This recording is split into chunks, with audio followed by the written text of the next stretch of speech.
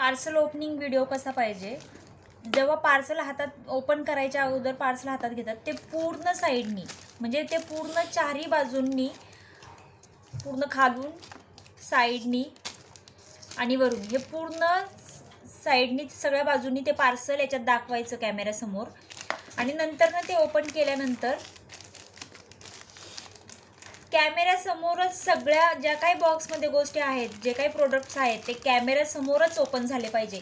Camera खाली ठेवून नंतर बॉक्स बाजूला करून जर कोणी त्या याच्यातलं व्हिडिओ बनवत असेल तर त्या कंप्लेंट्स ॲक्सेप्ट केल्या जाणार नाही.